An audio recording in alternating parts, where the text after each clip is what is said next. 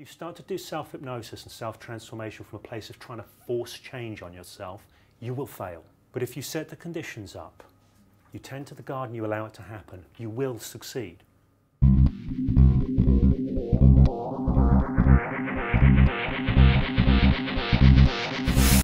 Hey, how's it going? This is James Tripp. This is a video for James Tripp Chaos Wave and Hypnosis Without Trance. What you just saw at the beginning was a short clip. I'm going to show you the longer clip from a forthcoming release I've got, Self-Hypnosis and Personal Alchemy. I'm sharing this now because I'm editing it, and this is about self-change, but I'm clipping this bit out because I have a particular client at the moment that I want to share this with.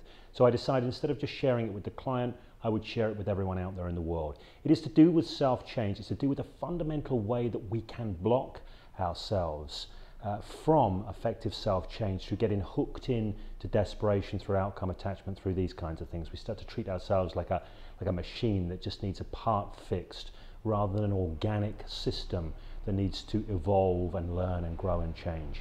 Okay, here's the clip. It refers to self-hypnosis, it refers to our own trances. If you're looking at this and thinking, what am I talking about with trances? Take that to mean patterns of behavior that you might want to change. Okay, here's the clip. And across time, you will change all the time the new trances you want to build in your life. You will change them all the time if you get used to it. This is my experience all the time. I'm like, right, what is it I'm creating right now in terms of my personal engagement? What are the trances that I want to create? And I will spend some time building new trances. But the more you do them, and I have this distinction, offline versus online. Online's when you're out in the world. I'm not going to build a new trance online. It's extremely unlikely I'm going to do it online. I'm not going to show up in a situation where previously I always responded in this way and suddenly go and respond another way.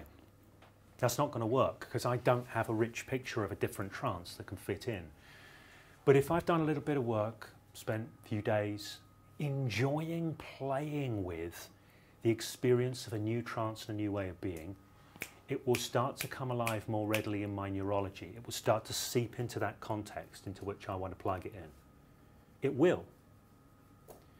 As long as I don't mess with it. It's like planting a seed. You've got to plant the seed, you've got to nourish it, you've got to tend to it, water it, let it grow.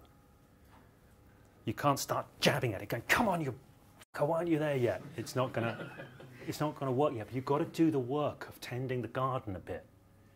And then you have to allow it to grow. And this is the thing, if you start to do self-hypnosis and self-transformation from a place of trying to force change on yourself, you will fail.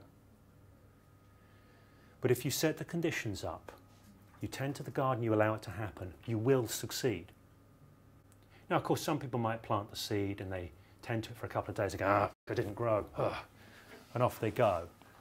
But just allow yourself to be with it. And this is the point, again, I want to get you to start thinking about this playfully. People screw themselves up again, right, I've got to do this serious piece of self-hypnosis or this transformative work. But play with it, have fun with it. Like you play with an eye, comfortable, pleasant eye lock. You can play with that. You can enjoy exploring the experience of it. And that's the key, is playing and enjoying exploring the experience. When you create new trances, if you do it because you must, because you have to, because you're forcing yourself to, it's probably not going to work because you're desperate. Desperation, I must change this now. All of that's like pouring petrol on the soil when you're trying to grow the seeds. Okay, that's not what's going to nourish the soil. So being playful, enjoying it, exploring, discovering, developing, growing, nurturing these things, this is what's going to lead to you being able to make powerful shifts. And the more you do it, the better you get at the practice of doing it.